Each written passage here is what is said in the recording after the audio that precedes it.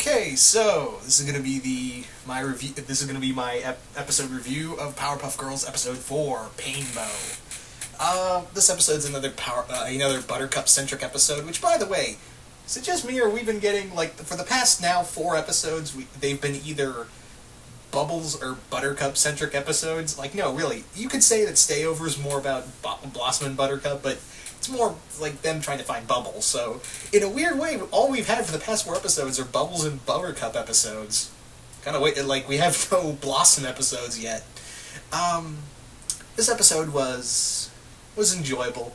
But here's the thing, it honestly threw me for a loop because the villain I thought was going to be behind all this was not behind all this. But yeah, the story is that a rainbow is making everyone super happy, and and only the Powerpuff Girls are unaffected by it. So they go up there and the whole time, I swear to God, I was thinking, yeah, him's behind this, isn't it? I mean, this seems like twisted enough for something for him to do. So I was thinking it's going to be him. It's not him. Instead, it's I can't remember, egg roll. No, I can't remember. But it's this magical panda's name who comes out of nowhere and all he wants to do is just party. Also, is it just me? But 2 things that remind me of Gravity Falls. One, the Panda Bears realm. The Panda Bears realm looked just like something out of Mabel's fantasy. I cannot be the only one who thought that. When I was watching this, I was like, oh man, this is Mabel's fantasy world. Oh man. And the other thing that reminded me of Gravity Falls was that there was a big guy named Barry, this big kid named Barry, who had a red shirt on, and at the center of the red shirt, there was an image that looked like a certain one-eyed triangle. I'm just saying.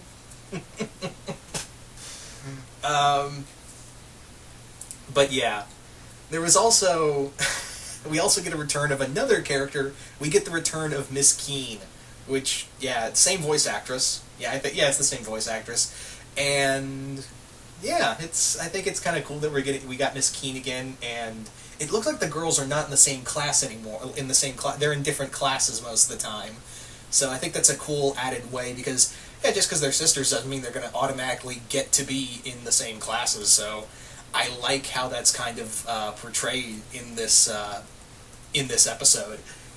But yeah, also I don't know why, but I just laughed when the scene where the diorama where Blossom walks out and gets the A+ diorama, because that's her. She is such a perfectionist that she would be mad that everyone got an A and she worked the hardest on it.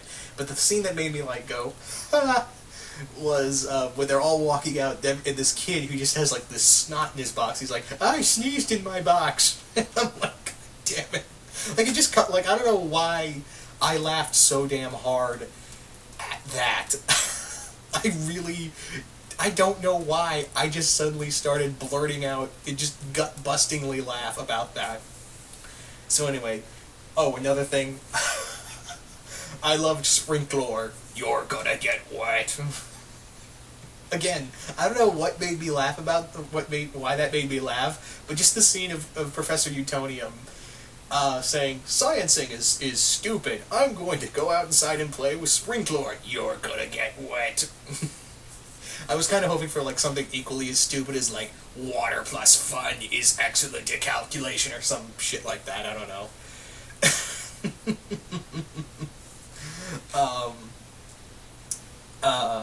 Even though I'm not the big even as a kid I wasn't a big fan of sprinklers, but I would just like to own Sprinkler just for the sake of, look at this thing. This thing is awesome, and I don't even play it. And I've never even liked sprinklers. Anyway, but yeah, I can't be the only one. When they first introduced the whole rainbow thing, I can't be the only one who thought, yeah, him's behind this, isn't he?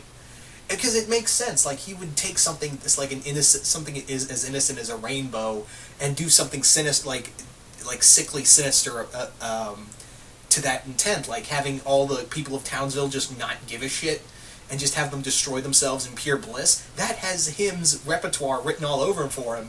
So, yeah, literally, I think I would have been. It would have a lot more sense rather than having some magical panda who comes the fuck out of nowhere, and have him instead. Like you could, like even when Buttercup is just beating the shit out of the panda bear, I was thinking, and when she cracks him, I'm like, oh, this is gonna be the reveal that it's him. But yeah, I'm not angry that it wasn't him. I was just saying that you could have done this story with him, and it would have worked just as well, because it would make sense. But I'm okay with a magical panda bear showing the fuck out of nowhere, and, shenanigans ensue, because Powerpuff Girls have had those kind of random type things happen in the past, so I'm actually pretty at peace with it. I mean, I was a little bummed that it wasn't him, but at the same time I'm like, yeah, it's Powerpuff Girls, I can roll with it. I can deal with it. It's just me going to be picking apart scenes because I did enjoy this episode. Oh, another scene where the panda bear, who, by the way, the voice actor for the panda, I can't pronounce his name, but I'm pretty sure it was the voice actor who voices. If you've ever watched Aqua Teen Hunger Force, then if you heard his voice, then you know like the minions for Dr. Wongburger, like his minions, like. So every time that panda bear spoke, all I could think was, someone's gonna get their dick ripped off tonight. Yeah, I can't, like, either it's a good impression or it's the same voice actor.